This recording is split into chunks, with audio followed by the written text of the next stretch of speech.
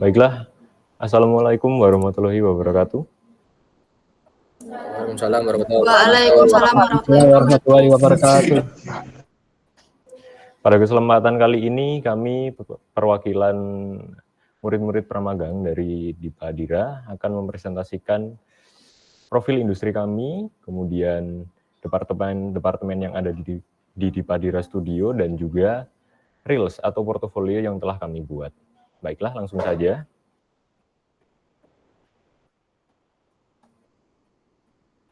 Apakah sudah jelas? Jelas. Jelas. Baiklah.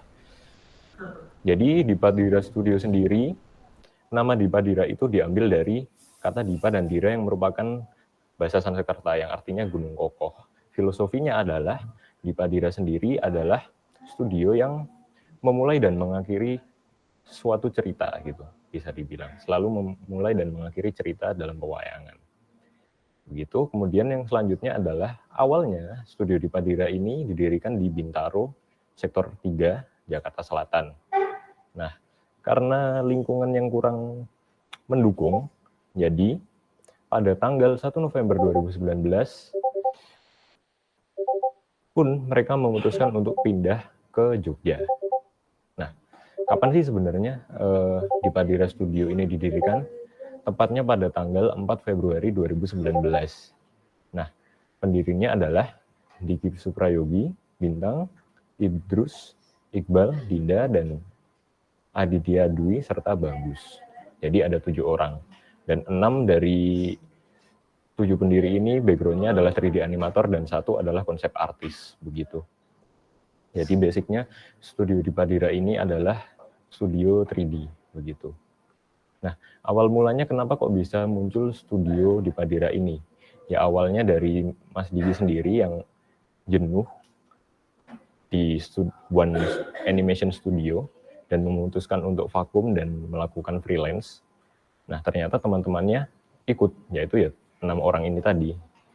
Nah, lambat laun terpikirlah sebuah ide ya, kenapa nggak bikin studio aja? Kira-kira seperti itu. Sampai akhirnya jadi Dipa Dira Studio, begitu. Nah, yang awalnya dari Bintaro ke Jogja, nah di Jogja ini pertamanya mereka tidak langsung mendirikan studio yang langsung gede begitu, karena memang proyek-proyeknya dan pemasukan dari studionya masih belum stabil kala itu. Jadinya sementara mereka tinggalnya di kontrakan begitu, yang letaknya di Jalan Garuda. Nah, lalu karena sebenarnya 7 orang ini yang nampak ya, jadi pada dasarnya Dipa Dira Studio ini sudah memiliki anggota 30-an orang, tapi freelance. Nah, yang nampak itu hanya yang ada, yang kerja langsung ya, yang WFH itu ada 30-an orang, jadinya mulai setelah pindah di Jogja ini, semuanya pada langsung dikumpulkan begitu. Jadi kerjanya tidak WFH lagi. Nah, karena semakin bertambahnya anggota, mereka pun memutuskan untuk pindah ke daerah yang sekarang ini, yaitu di Sleman, Yogyakarta. Baiklah, untuk proyek-proyek yang pernah dikerjakan, antara lain yang pertama adalah Kiko, Jurassic World Camp Cretaceous, Ladybug, Sextrom, serta beberapa series Netflix seperti Octonauts, Gappies, Dollhouse, dan lain-lain. Nah, proyek-proyek ini dikerjakan sejauh ini merupakan proyek dari CGCG Studio Ins dengan tim Ceung sebagai supervisor hampir di setiap proyeknya. Jadi, Dipa Dira itu awal-awalnya cukup kesulitan dalam mengerjakan proyek karena menerima banyak sekali judul, tapi kuotanya atau porsi yang dikerjakan hanya sedikit. Jadi, 1 bulan sudah ganti, 1 bulan sudah ganti, kira-kira seperti itu. Nah, baru setelah pindah di Jogja ini, mereka kenal dengan yang namanya tim Ceung dan bekerja sama dengan CGCG Studio hingga sekarang, dan proyek-proyeknya cukup stabil dan membuat Dipa Dira Studio ini menjadi studio yang jauh lebih berkembang daripada sebelumnya. Begitu kira-kira. Nah, untuk selanjutnya, bahasan IT dan selanjutnya seperti konsep studio akan dijelaskan oleh teman saya, yaitu Nadira. Silakan. Baik, terima kasih atas kesempatannya. Assalamualaikum warahmatullahi wabarakatuh. Waalaikumsalam. Waalaikumsalam warahmatullahi wabarakatuh. Sebelumnya, perkenalkan nama saya Nadira Windy Syarifah. Saya anggota pramagang dari Dipadira Studio di Jogja. Nah, langsung saja ke seputar IP. IP itu sebelumnya adalah intellectual property yang merujuk pada kekayaan yang lahir dari kemampuan intelektual manusia. Nah, hal ini tuh meliputi teknologi, ilmu pengetahuan, seni, dan juga sastra. Nah, untuk IP-nya Dipadira Studio yang paling baru itu adalah Quartet Venture. Nah, di situ ada Instagramnya Quartet_Venture. Nah, itu mengangkat tema mistik kearifan lokal, dan ada IP lainnya yang lagi dikembangkan adalah Dipa dan Dira, yang mengisahkan dua anak kecil kembar yang selalu ingin tahu hal-hal yang ada di sekitarnya. Nah, si Quartet sama Dipa dan Dira ini itu menggambarkan tentang kehidupan yang memanfaatkan semua hal di sekelilingnya yang sederhana dan seadanya. Kemudian ada sedikit kisah tentang pembukaannya yang cabang di Malang dan Batu. Nah, yang di Malang itu karena Bunon atau guru produktif kami mengajak untuk buka studio di lab animasi yang bekerja sama dengan perusahaan Jarum. Nah, tapi dari pihak Jarumnya sendiri itu kurang memberikan kejelasan. Akhirnya sama Bunon ditawarin deh foundernya itu Mas Diki untuk langsung direalisasikan sendiri aja. Akhirnya studio Dipadira yang di Malang ini buka di bulan Mei 2022, berletak di lab animasi lantai 2 SMK Negeri 4 Malang. Nah, kemudian yang di cabang yang berletak di Batu yang masih baru ini juga bekerja sama dengan mitra pendidikan di situ di salah satu SMK di Batu. Nah, di situ juga anggota-anggotanya itu adalah anggota terpilih yang merupakan anggota pramagang dari SMK itu sendiri, dan ada kurang lebih 8-9 orang termasuk animator pramagang, lead, dan juga koordinator. Nah, kemudian lanjut ke konsep studio itu ternyata matain stereotip. Stereotip itu pandangan orang terhadap perusahaan industri kreatif, di mana biasanya sama orang-orang dianggap seperti kerjanya sampai malam, kerjanya kayak nggak kenal lelah gitu, kerjanya orang-orangnya kayak individualis. Nah, tapi di Dipadira itu berbeda. Di sini itu si foundernya ini menekankan bahwa karena 80% hidup berdampingan bersama rekan kerja, di mana dari siang sampai malam kamu akan bertemu sama rekan kerja, dan itu berulang terus sampai Senin sampai Jumat. Nah, kamu harus ini ditekankan untuk bagaimana caranya agar kamu tidak bersikap individualis, dan juga di mana kamu bisa enjoy kamu ngerjakan animasimu itu. Terus konsep studio butik itu adalah konsep yang berarti studio kecil namun lengkap dan solid di setiap cabangnya. Kemudian departemen studio Dipadira ada dibagi menjadi praproduksi, produksi, dan juga pasca produksi. Di praproduksi sendiri adalah pekerjaannya konsep artis, mengembangkan IP yang dibantu dengan lead. Kemudian di produksi ada yang pertama 3D animator, menganimasikan pekerjaan yang sudah diberikan. Dalam pekerjaannya sendiri dibagi berdasarkan level animator. Jadi semakin tinggi levelnya maka semakin besar juga kuotanya.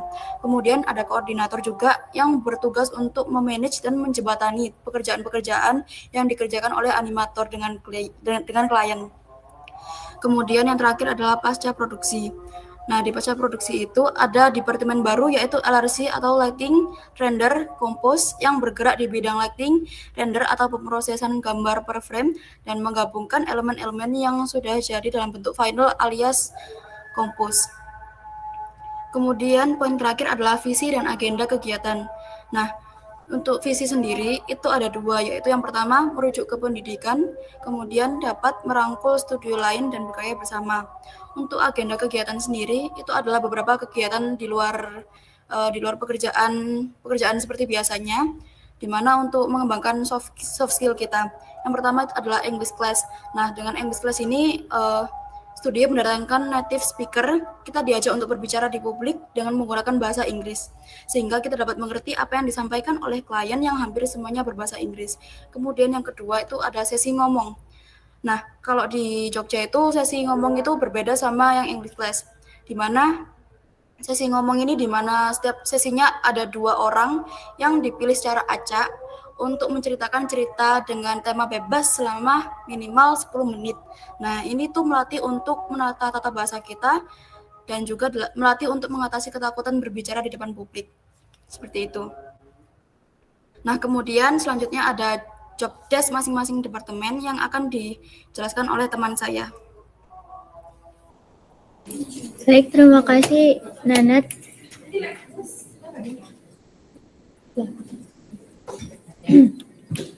Jadi di Depadira itu ada salah satu departemen, salah satunya itu 3D Anim. Jadi 3D Anim adalah seorang yang membuat sebuah animasi atau objek yang tampak bergerak.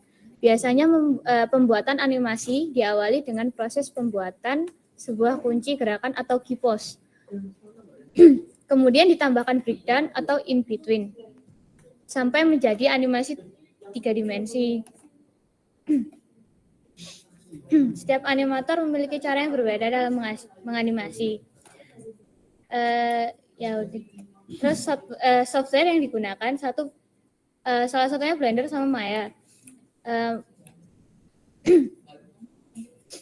Di sini memiliki 2 cara penanganan dalam tiap proyeknya, yaitu 1 sekali tahap di mana proses animasi hingga lip sync berada di satu versi live yang sama.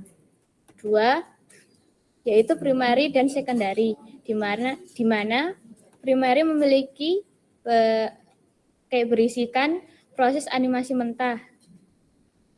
Kemudian sedangkan secondary adalah gerakan sekunder dan lip sync. Selanjutnya disusul dengan departemen koordinator yang akan dijelaskan oleh Salsabila. Terima kasih.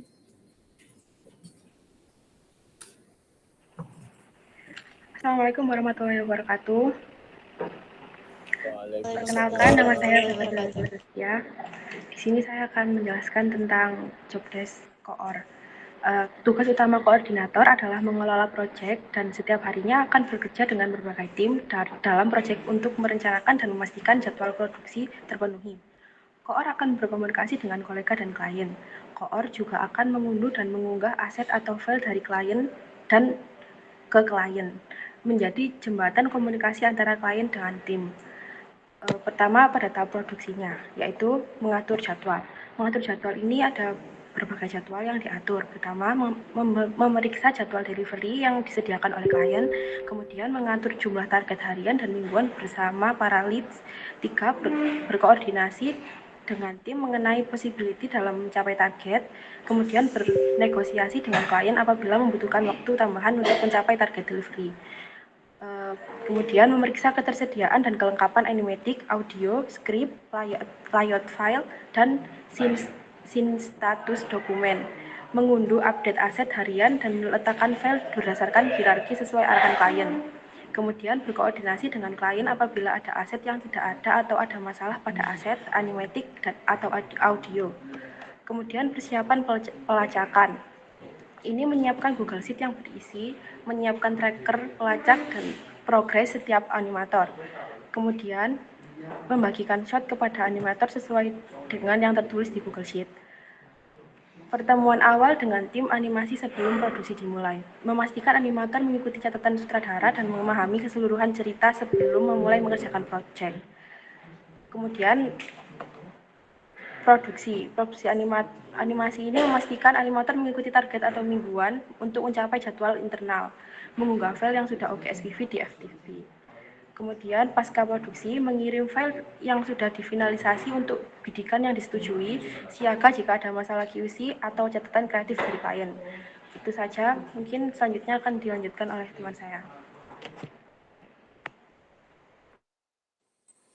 Assalamualaikum warahmatullahi wabarakatuh.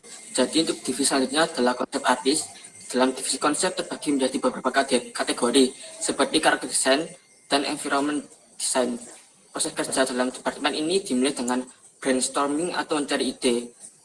Di sini mencari ide itu tidak sebatas yang ide umum, tapi didalami lagi agar menjadi lebih detail dan jelas untuk ide-ide yang akan dibuat. Setelah itu adalah mencari referensi. referensi yang sesuai dengan ide yang sudah didapat atau yang dicari. Yang ketiga adalah membuat siluet yang dari referensi dibuat beberapa siluet dan membuat alternatif desain sekalian. Setelah menentukan alternatif desain, bisa membuat atau menentukan palet warna. Setelah palet warna ditentukan untuk memberikan warna pada desain yang dibuat, dilakukanlah finishing. Jika di finishing seperti memoles atau memberi detail maupun memberi gradasi, setting ataupun lighting. Jika mengonsep karakter, hasilnya dapat berupa model sheet serta facial expression, dan jika berupa environment seperti background, NV, property, dan tampak-tampak dari background, NV, atau props. Baiklah, terima kasih. Selanjutnya, salam menjelaskan.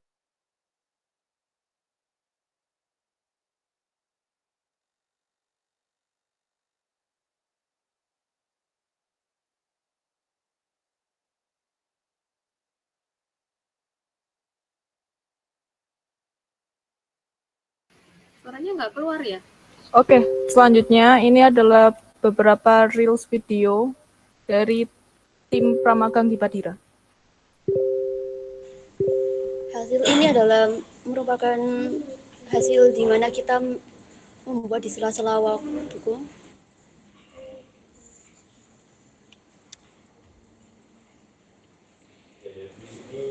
Dan Ada beberapa foto.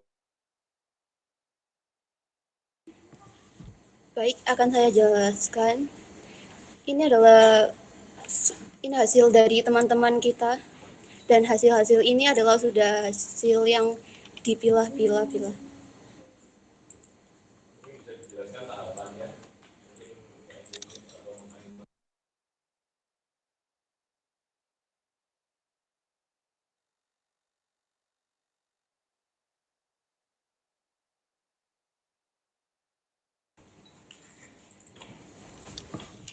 Untuk proses mengerjakan ini, itu adalah diawali dengan vlogging. Terus kita melakukan vlogging plus, dan habis itu adalah kita melakukan final.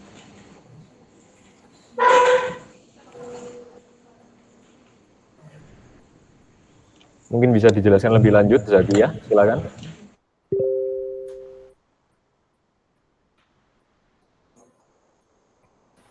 Oke, jadi waktu ngebikin animate itu mungkin dikasih di breakdown.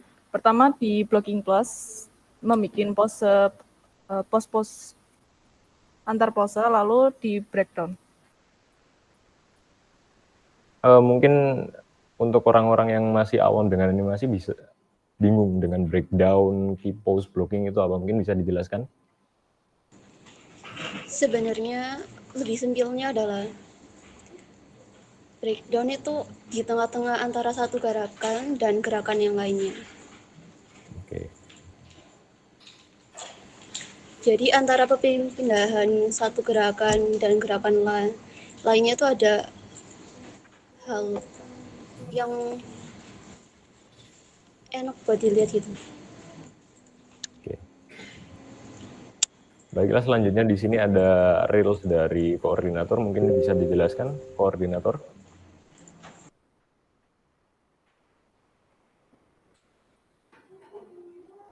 Salsabila. Oke, baik. Pertama dimulai dari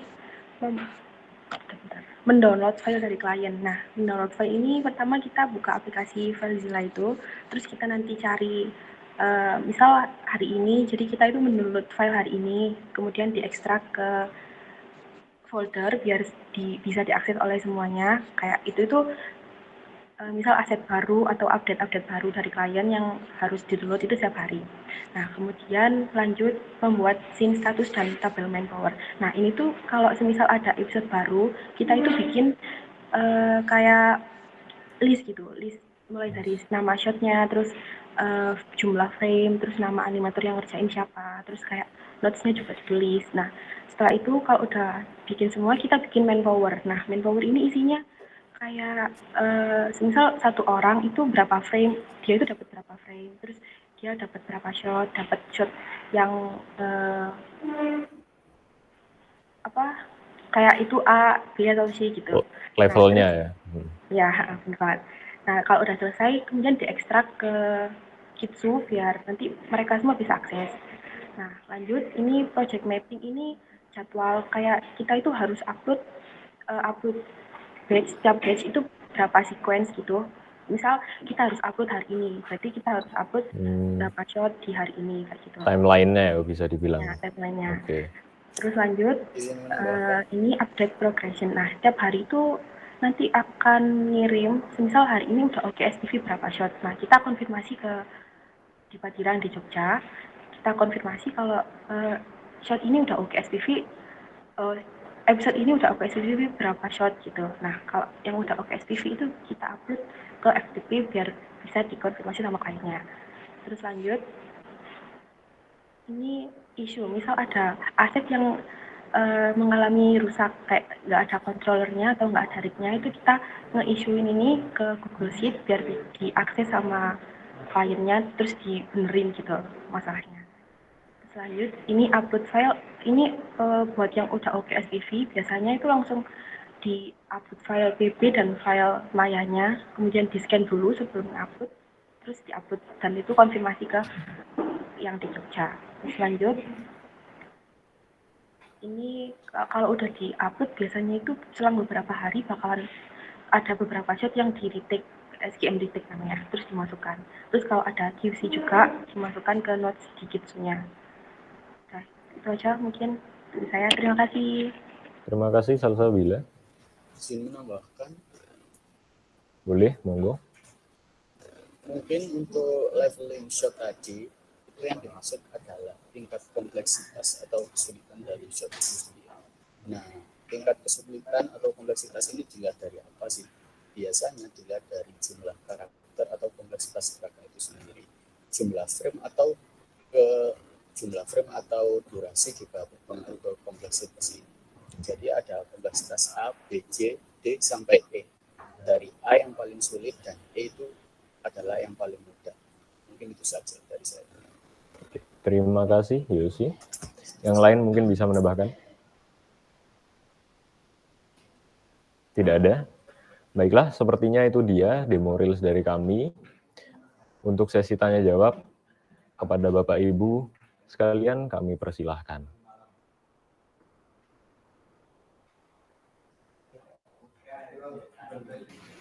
Mungkin dari Bapak Ibu untuk mata pelajaran umum dulu, Bu Anis atau Bu Sulaimah, dipersilahkan. Oke, ini saya mau tanya sedikit ya. Ke mana nih anak-anak di Padira? Oke. Tadi tuh saya dengar bahwa ada program dari mereka, dari di Padira, itu English class, benar? Iya benar. English class, satu lagi apa tadi? Yang bicara di depan publik ya, supaya nggak takut gitu ya. Sesi ngomong ya. Sesi ngomong. Okay. So, what do you think about having such an English class from Dipadira? And is it really improve your English or how? Anyone can answer. Should I use English or Bahasa?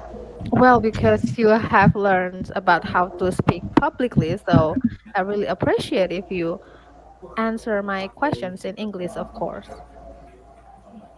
Please allow me to answer your question. Well, having this English class does really help us in learning English because we learn from a native, and what we learn there is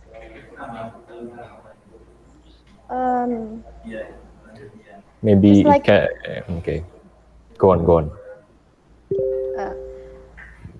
Well, maybe you can help me a little bit. All right. Don't be nervous. Okay. Everyone can help each other. Okay. Is it can improving your I mean, your vocabulary, your skill in English, in speaking in front of people, Excuse public me, speaking. your or our? Oh, our. Oh, okay. Yes. How Okay, about that? go on. Yeah, yeah, because I don't follow the English class, so when you say Mhm. it can improve your, it means Yeah. like me is also one of the participants, but I'm Yes. not. Yeah. Oh yeah. Jenica? Go on. So, Mhm. what do you think? Is it really helpful for all of you? I think it will help us a lot in the future because learning from native feels different from how the school usually teach us. Yeah. So is there any difficulties? Like, the school have different way of teaching, and also Dipadira have different program for you to learn to be able to speak English. Is there any difficulties that you face when you um, join the program? Because this is For very interesting for me. Like a oh, studio provide you with this kind of like an impressive program, so I think it's really good. That's why I really need to know, is there any difficulties for you when you have to join English class, and also what we call the other one, ngomong bareng apa tadi? sesi Sesi. ngomong. Sesi ngomong, yeah. What are the difficulties?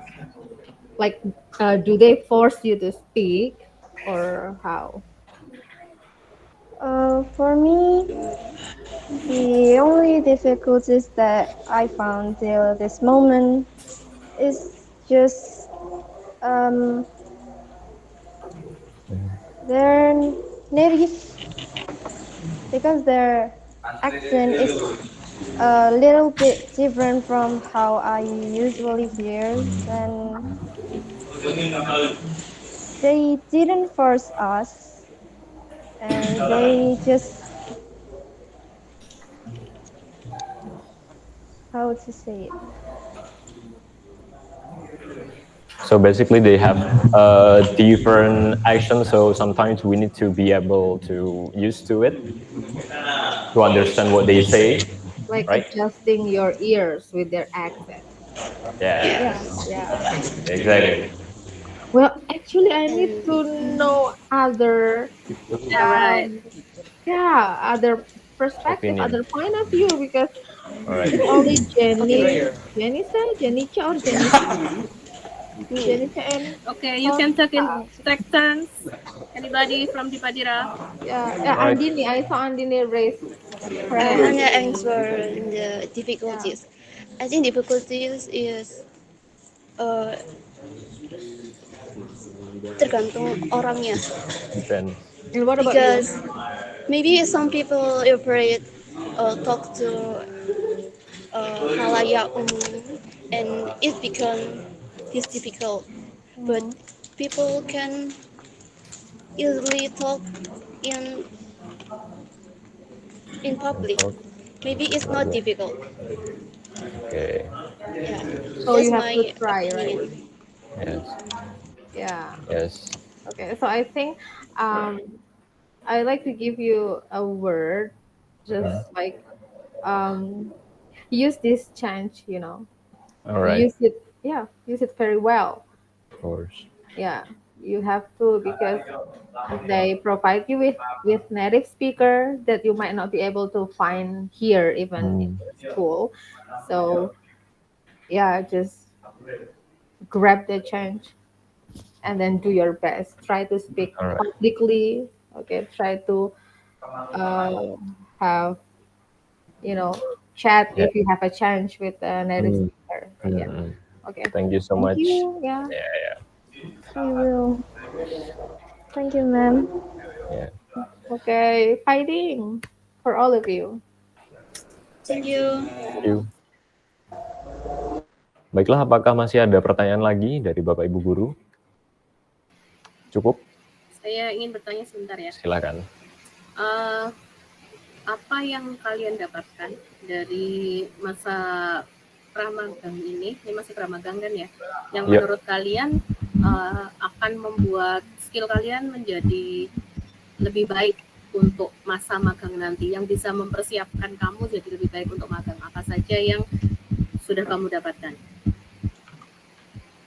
Gantian ya yang jawab, jangan cuman Sota sama yang lainnya, yuk. Mungkin saya bisa jawab. Oke, Dit.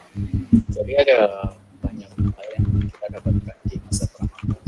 Salah satunya adalah kerjasama dan figuran. Dan juga ada ketepatan waktu.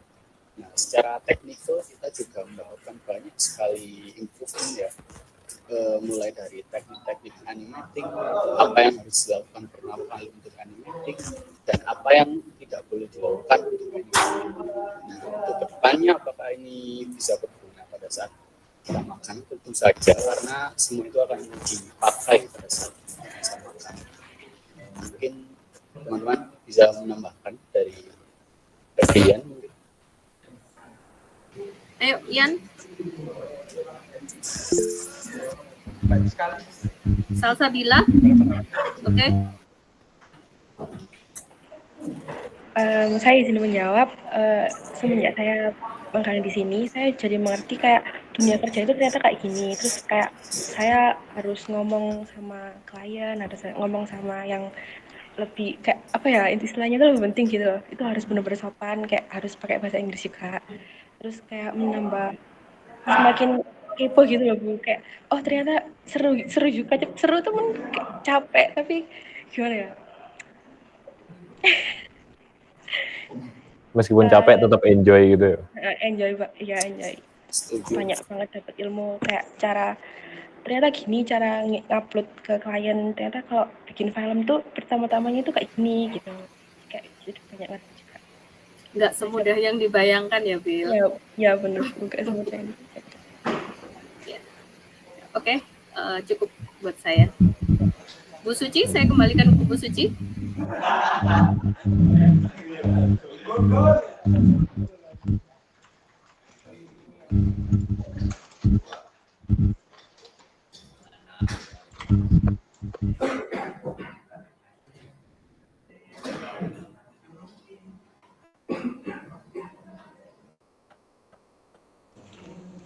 Apakah dari teman-teman ada yang ingin bertanya? Ataupun menambahkan, monggo.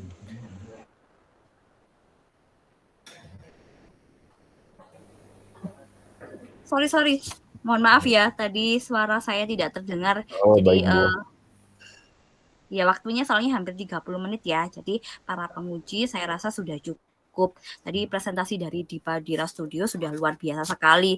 Semoga nanti sampai akhir magang kalian bisa mengembangkan skill dan itu bekal kalian dalam bekerja. Ya. Oke, terima kasih. Terima kasih semuanya. Terima kasih Bu. Terima kasih.